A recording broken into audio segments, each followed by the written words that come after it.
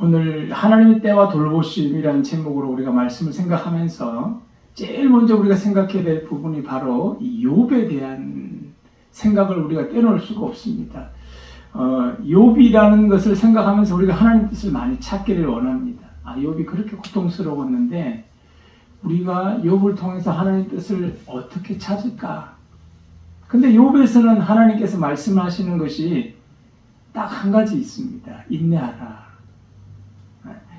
하나님께서 욥에게 고통 준 이유를 찾는 것이 아니라 인내하심에 대한 하나님의 뜻을 찾아야 됩니다. 그러니까 우리에게 하나님께서 계획하신 것들이 많이 있습니다. 근데 자꾸 우리가 하나님께서 뜻이 뭘까? 하나님께서 왜 그렇게 하셨을까? 근데 하나님께서는 그 큰 뜻을 우리가 이해하기 위해서는 시간이 많이 걸립니다. 근데 가장 우리가 쉽게 이해할 수 있는 것은 인내하다 보면 하나님의 뜻을 알게 되는 줄로 믿습니다. 그게 욥이 하는 말씀입니다. 어느 날 여러분 록펠러 아시죠? 록펠러, 미국의 우리가 최고의 부자라고 일컫는 사람 중에 록펠러. 이 록펠러 친구가 록펠러를 찾아와서 한때 젊을 때 이런 제안을 합니다. 광산에서 금을 캐면 큰 돈을 벌 수 있다. 내가 너무 잘하는 광산이 있는데 너 이거 한번 사놓으면 대박이다. 로또다. 확실하다. 이렇게 이야기를 합니다. 그래서 록펠러가 기도하면서 록펠러는 어릴 때부터 엄마와 함께 예배드리면서 기도하는 삶을 살았거든요. 그래서 하나님께 기도하면서 하나님 이 땅을 사야 돼요 말아야 돼요 고민하고 한참을 기도하고 묵상하다가 전 재산을 틀어서 그 땅을 삽니다. 근데 전 재산을 틀어 그 땅을 샀는데 땅을 파도 광산이라고 샀는데 금이 안 나오는 겁니다. 근데 금이 나와야지만이 인부들로 돈을 주고 또 자기도 먹고 살 수 있는 그런 기회가 생기는데 지금 전 재산을 털어놓는데 아무리 땅을 파도 금이 나오질 않는 겁니다. 그래서 고민하다 나중에는 고민 문제가 아니라 인부들이 이제는 임금을 요구하기 시작합니다. 왜 일을 시켰으면 돈을 줘야지 왜 돈을 안 주느냐. 이제 인부들이 반응이 이제는 그냥 모든 사람이 함께 일어나서 돈을 달라고 분위기가 심상치가 않습니다. 결국 록펠러가 하나님께 엎드려 눈물을 하소연하기 시작합니다. 하나님, 제가 어머니와 함께 열심히 어릴 때부터 예배를 드리고 지금까지 살아왔는데 왜 내 인생이 여기서 다 망해야 됩니까? 하나님 도와주십시오. 나도 이 땅을 살 때 하나님께 이렇게 기도하고 사지 않았습니까? 분명히 속은 건 맞는 것 같은데 하나님 뭔가 좀 주십시오. 인부들은 지금 돈 달라고 난리고 나는 줄 돈도 없고 내가 당장 먹고 살 것도 없는데 하나님 도와주세요. 이렇게 기도하기 시작하는데 록펠러가 갑자기 막 눈물을 흘리다가 하나님께 한참을 기도하는데 이런 말씀을 줍니다. 갈라디아서 6장 9절 말씀. 우리가 선을 행하되 낙심하지 말지니 피곤하지 아니하면 때가 이름에 거두리로다. 낙심하지 말고 때가 되면 거두리라. 근데 분명히 자기가 봐도 이 광산은 심상치가 않게 아니라고 느껴지는데 그 음성을 듣고 나서 본인이 생각했어요. 그러면 지금 자기가 주저앉은 땅 지금 내가 여기서 눈물로 기도했는데 여기서 땅을 한번 파보자. 그런 마음의 감동이 막 일어나는 겁니다. 그래서 주저앉았고 눈물 흘렸던 그 땅을 파기 시작합니다. 근데 광산이라고 파기 시작했는데 이상한 석탄물 같이 시커먼 물로 막 올라오기 시작하는 겁니다. 근데 처음에는 너무 속상해서 막 눈물이 더 나오는 거예요. 폭포수처럼 나오는 그 시커먼 물보다 자기 눈물이 더 많이 나오는 겁니다.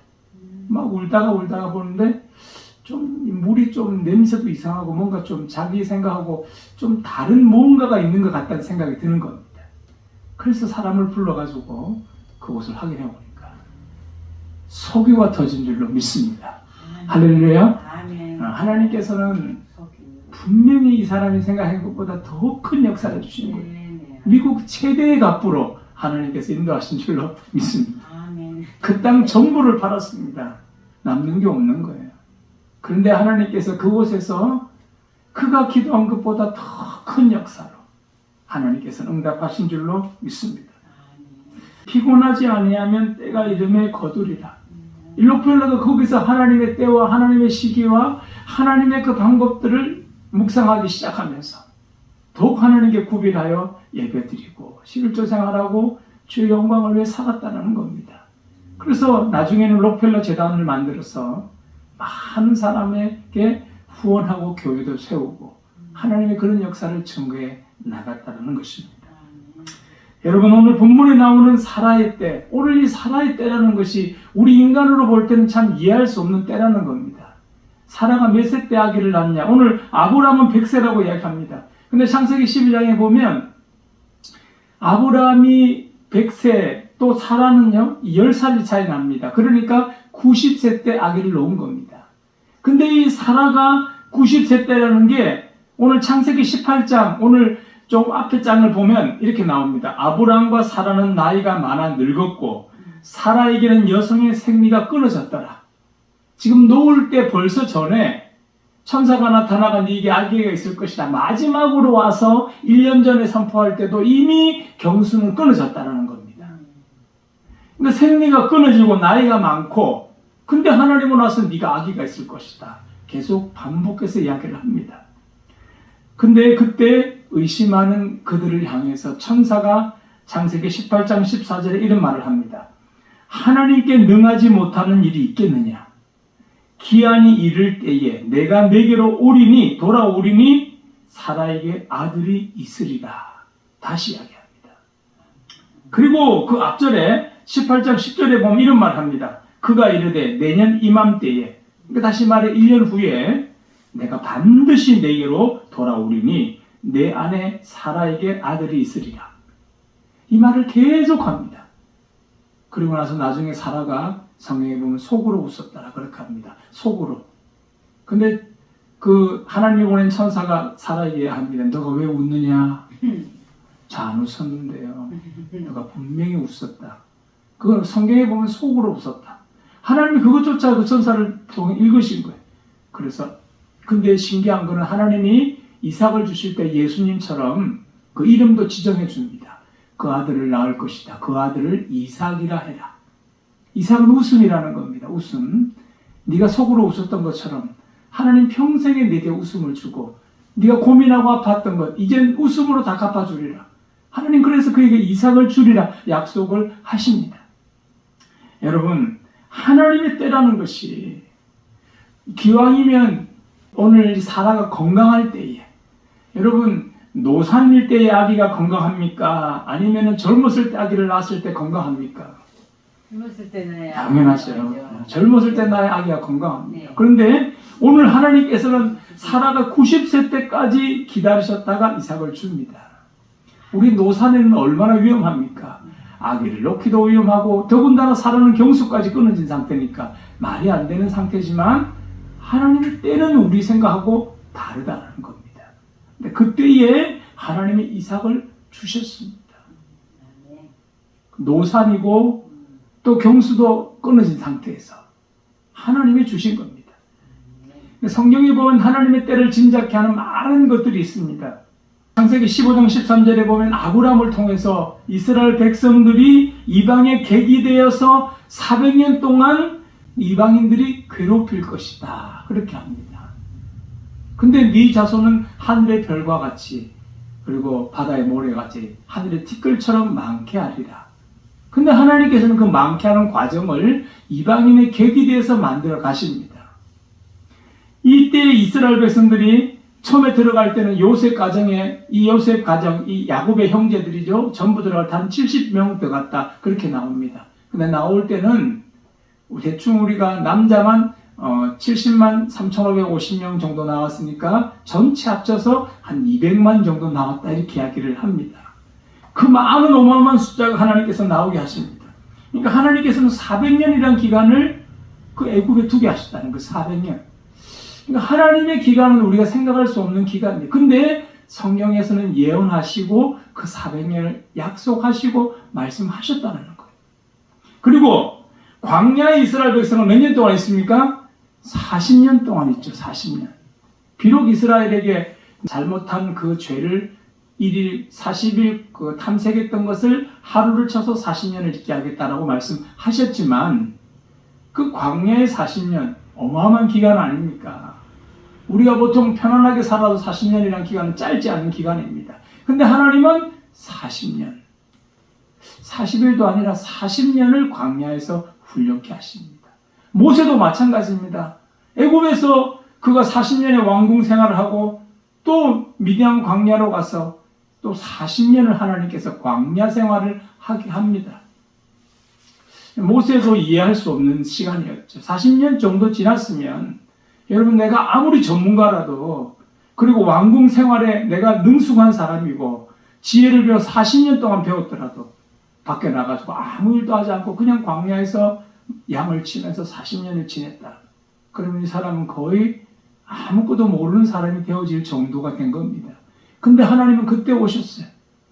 또한 여러분 미디안 연합군 수십만이 쳐들어올 때 하나님이 기도원을 부르셔서 그 미디안과 전쟁을 할 때 이스라엘 백성을 딱 300명만 줄입니다. 왜 하필이면 300명? 이스라엘 백성들은 이야기합니다. 우리 지금 몇만 있는데 이 인원 가지고도 안 됩니다. 싸움하면. 근데 왜 자꾸 줄입니까? 하나님이 그러신다. 계속 줄입니다.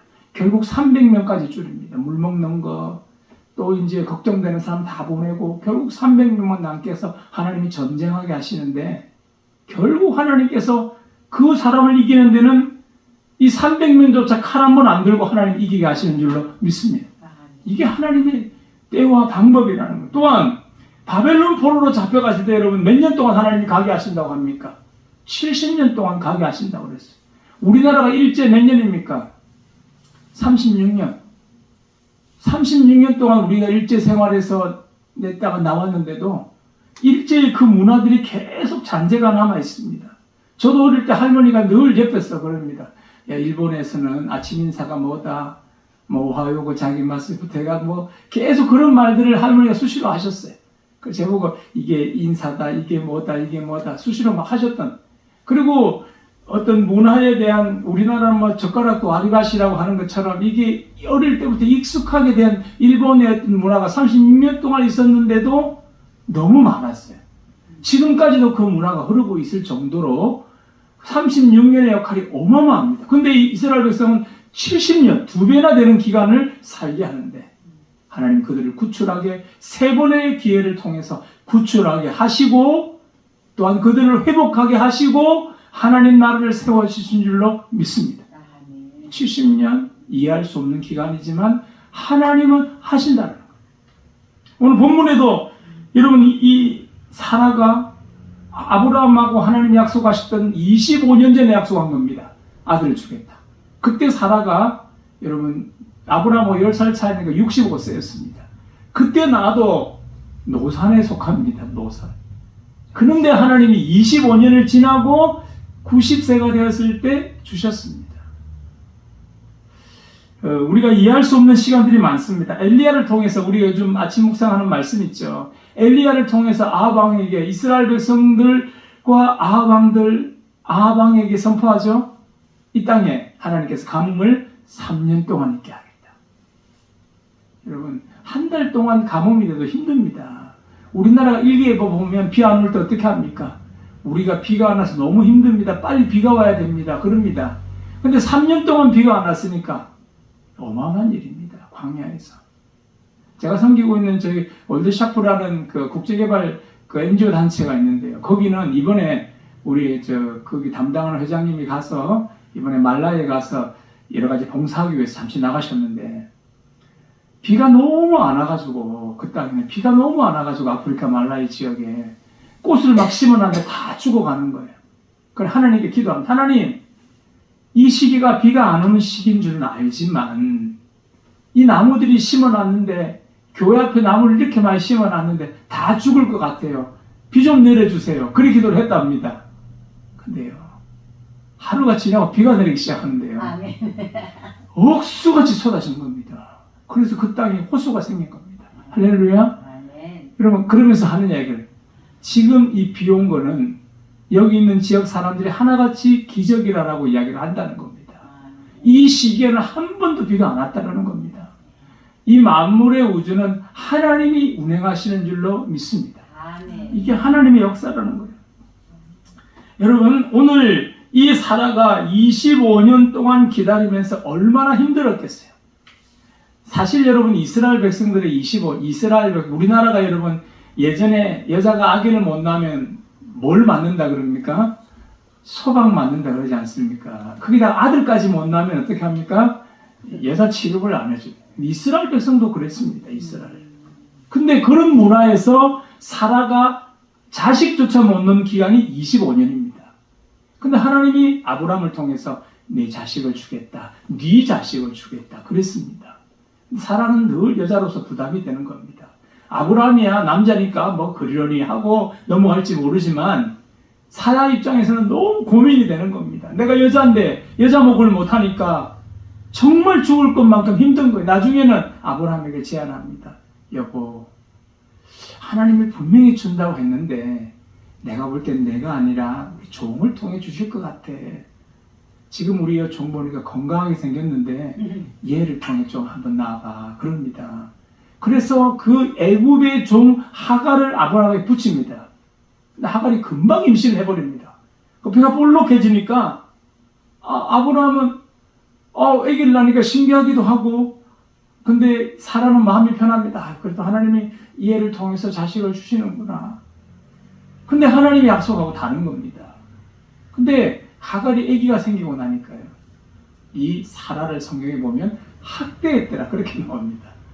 학대했다라는 것이 성경에 나왔다는 이야기는 아마 너는 자식도 못 낳는 여자가 무슨 여자 행세를 하느냐, 이제는 내가 아브라함의 아내 역할을 하겠다 식으로 이제는 나갔던 것 같습니다. 그러니까 학대하기 시작하니까 사라가 늘 울면서 괴로워하고 그걸 아브라함에게 이야기를 하는 겁니다. 그러니까 아브라함이 너 하고 싶은 대로 해라. 하갈을 당장 쫓아내는 그런 사건도 나옵니다. 여러분, 하갈에게 그 정도로 받았으니까 오늘 사라의 마음은 늘 아기를 못 낳는 그 마음이 불편한 겁니다. 성경에는 아기 못 낳는 사건이 이때만이 아닙니다. 여러분 잘 아는 한나가 아기를 못 낳아서 자기 첩은 계속 아기를 놓고 있는데 한나인 본인의 아기를 못 낳으니까 그렇게 눈물로 기도하는 사건이 나옵니다. 그게 사무엘상의 첫 시작인데 하도 눈물로 기도하고 하나님께 기도하니까 그 제사장이 와서 어떻게 합니까? 제사장이 와서 여인 보고 한나 보고 왜 너는 술에 취해서 와서 성전에 와서 기도하느냐? 네 집에 가서 술을 마셔라. 어디서 술을 마시고 하나님 앞에 오느냐고 막 소리를 칩니다. 얼마나 하나님께 정말 몸부림을 치고 기도했는지 술을 먹었다라고 비교할 만큼 그렇게 혼을 냅니다. 그러니까 이야기합니다. 네. 내가 술을 마신 것이 아니라 하나님께 눈물로 기도한 겁니다. 내가 아기를 낳을 수 있도록 좀 기도해 주십시오. 그리고 함께 열심히 기도하고 하나님께 기도합니다. 하나님, 내게 아들을 주시기만 하면 내가 그 아들을 당신께 드리겠습니다. 그래서 눈물로 기도했더니 하나님 아들을 주시는데 그 아들이 사무엘이었어요.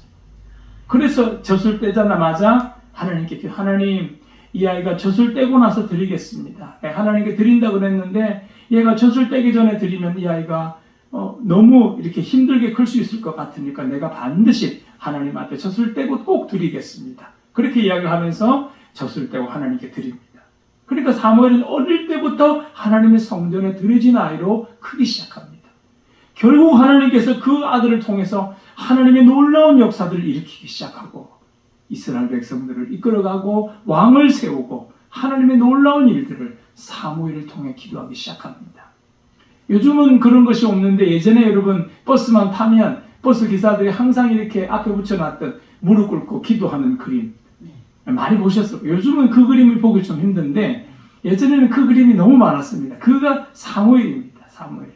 사무엘이 이렇게 흰 옷을 입고 다리가 무릎 꿇은 거 보기 위해서 옆에 흰 옷이 살짝 걷어진 모습이 있고 하늘에 빛이 비치고 기도하는 그 모습이 있습니다. 그게 사무엘의 기도하는 모습입니다. 늘 어릴 때부터 하나님께 기도하며 컸다 보니까 하나님께서 어릴 때부터 그에게 응답하시고 역사하셨던 사건을 우리는 봅니다. 여러분, 오늘 이 사라가 하나님께서 어떻게 하셨는가? 1절에 보면 이렇게 나옵니다. 하나님이 25년 동안 그냥 사라를 두신 게 아닙니다. 사라와 함께 하셨던 표현을 이렇게 합니다. 하나님이 사라를 한번 따라해 볼까요? 돌보셨고, 돌보셨다 이렇게 이야기합니다. 돌보셨다. 사라가 25년 동안 얼마나 마음앓이, 가슴앓이 정말 고통스러웠겠습니다. 그러니까 그 시간 동안 하나님이 사라를 돌보셨다는 겁니다. 그의 육신이 힘들지 않도록, 마음이 상하지 않도록 도우신 분이 하나님이셨다. 여러분, 소방 맞을 수 있는 상황임에도 불구하고 하나님이 늘 그를 도우셨어요.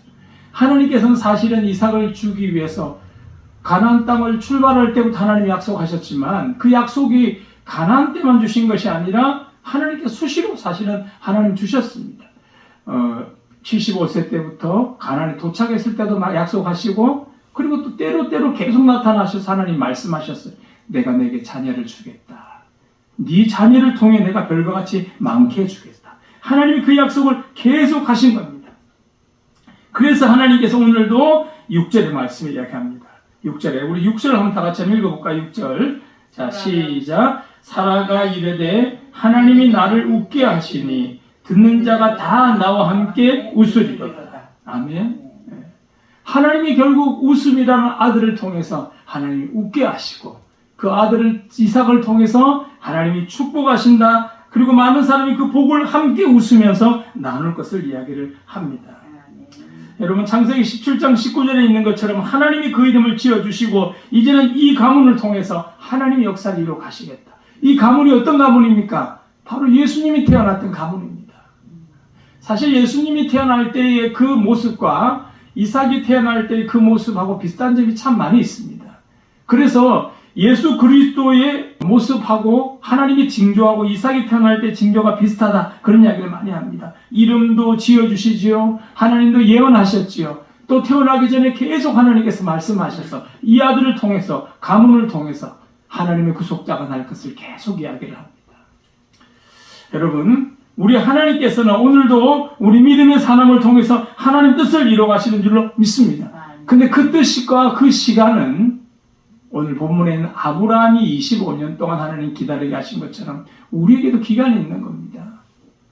욥에게도 여러분, 하나님께서 고통과 아픔이 있었지만 하나님의 기간을 통해서 기간을 지나고 나서 인내하게 하시고 욥이 결국 하나님을 향하여 내가 정말 하나님을 배우는 것이 그동안은 마음으로 배웠다가 이제는 눈으로 하나님을 배운다는 그 고백을 한 후에 하나님께서 그에게 찾아오셔서 그의 육신을 치료하고 그의 모든 주변의 것들을 회복하기 시작합니다. 여러분, 오늘 사실 사라는 여러분, 이 고통이라는 것이 단순히 괴롭히는 고통이 아니라 남편에게도 그런 고통을 받았어요. 사실 여러분, 블레셋에 들어갔을 때 어떤 일이 있었냐면 아브라함이 이야기합니다. 사라 보고, 여보, 아무래도 당신이 들어가면 우리가 자녀도 없고, 그리고 남자들이 있으면 이쁜, 당신의 얼굴이 이쁘니까 아무래도 나를 죽일 것 같으니까 당신을 내가 누이라고 이야기할게. 그렇게 좀 같이 이야기 입을 맞춰서 이야기를 합니다. 그리고 블레셋에 들어가서 이야기합니다. 옆에 있는 여자가 누구냐? 제 누이입니다. 그러면 너 아내가 아니니까 내가 좀 취해도 되겠네. 그 아내를 그 블레셋 왕이 데려갑니다. 그리고 그 밤에 취하려고 합니다. 그리고 그 밤에 저녁에 하나님께서 꿈에 나타나서 아히멜렉에게 이야기합니다. 너 왜 내가 세웠던 아브라함의 아내를 네가 마음대로 데려가 취하느냐? 내가 너를 벌하고 네 자손들에게 자녀가 없게 하겠다. 하나님 그런 말씀을 하십니다. 그러고 나서 그 아침에 깜짝 놀라서 깨어서 아브라함을 부릅니다. 아브라함, 이 사람 누구라고? 제 누이입니다. 똑바로 말해. 어제 저녁에 내가 하나님께서 분명히 내게 말씀하셨는데 그 사람이 누구냐? 죄송합니다. 저를 죽일 것 같아서 제가 누이라고 했는데 실제로는 제 아내입니다. 그래서 아비멜렉이 얼른 데려가라고 합니다. 왜 내게 거짓말을 했어요? 우리 가문을 이렇게 씨를 말리느냐? 얼른 데려가라 하고 그를 보냈던 사건이 나옵니다. 자녀가 없다 보니까 이런 아픔의 사건들도 경험하고 사라에게 아마 말 못한 사건들이 성경에는 많이 있을 겁니다. 하지만 하나님께서는 돌보시며 그를 축복하시고 인도하셨어요. 여러분, 이 기간이란 동안 하나님의 돌보시는 은혜는 성경에 많이 기록되어 있습니다. 사라를 여러분 본문에는 돌보셨다는 거 한마디로 함축되어 나오지만 사라가 거기까지 올 때까지 하나님의 위로가 없었다면 올 수 없었을 겁니다. 이스라엘도 마찬가지입니다. 애굽에 430년 동안 있을 때 하나님이 돌보지 않았더라면 그 애굽의 종살이 여러분 어떻게 견뎠겠습니까? 아마 하나님을 떠나보내고 하나님을 섬기는 것도 포기하고 우리는 다 여기서 그냥 우리 마음대로 살겠습니다 라고 그들이 알아서 살았을지도 모릅니다.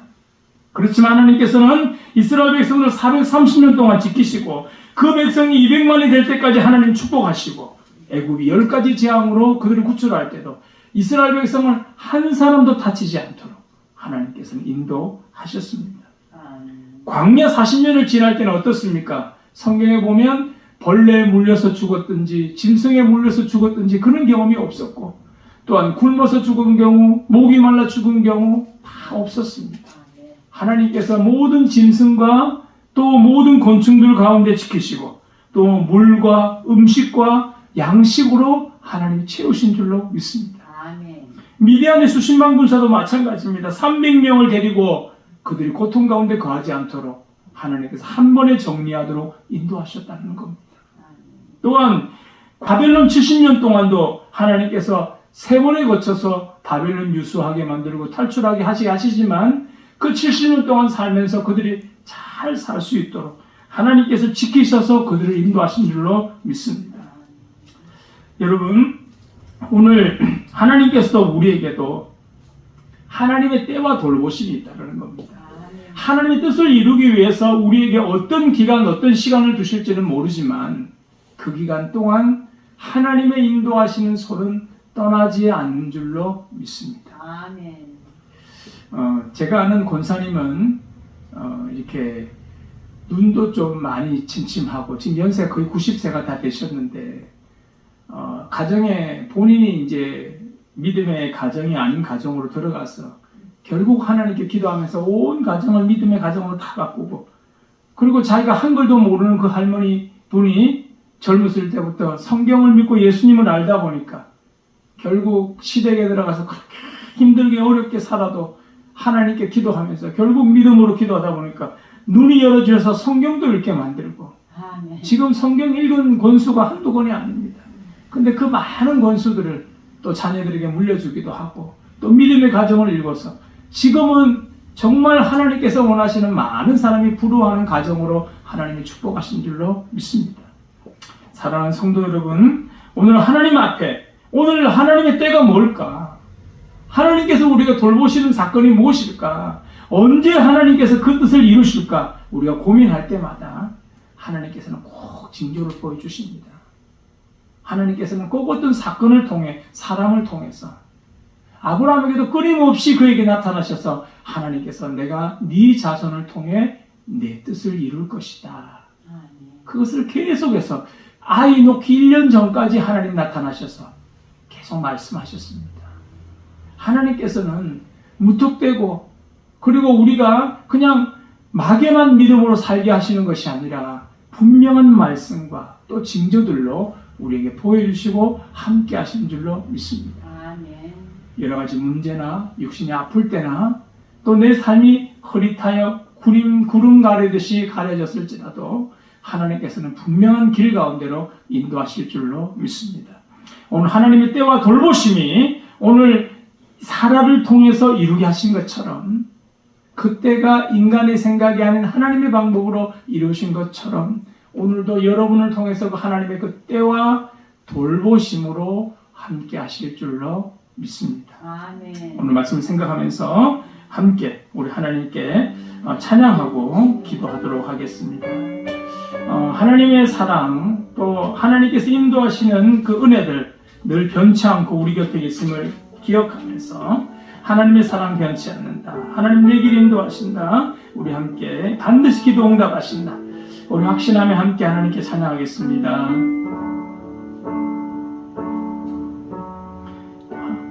하나님 사랑 변치 않는다. 하나님 사랑 변치 않는다. 세상 다 변하고 날 버린다 해도 하나님 사랑 변치 않는다. 하나님 내 길 인도하신다. 하나님 내 길 인도하신다. 나의 가는 길 다 주님께 있으니 하나님 내 길 인도하신다. 반드시 기도 응답하신다. 반드시 기도 응답하신다. 때론 나의 뜻과 다른 길이라도 반드시 기도 응답하신다. 하늘의 것을 구하면 산다. 하늘의 것을 구하면 산다. 세상 어떤 것에 소망 두지 말고 하늘의 것을 구하면 산다. 아멘. 우리 오늘 말씀과 우리 찬양 가사를 생각하며 하나님께서는 반드시 그 사람 변치 않고 내 길도 인도하시고 또 우리의 기도도 응답하시고 하늘의 것을 구할 때 반드시 하나님께 살아나게 하시고 하나님의 역사로 인도하실 줄을 믿고 오늘도 하나님 그 은혜를 기억하며 주의 돌보심을 기억하며 응답하옵소서. 우리 주님 한번 크게 외치고 특별히 우리 이덕호 집사님 하나님 치료해달라고 함께 해달라고 우리 주님 한번 크게 외치고 통성으로 기도하겠습니다. 주여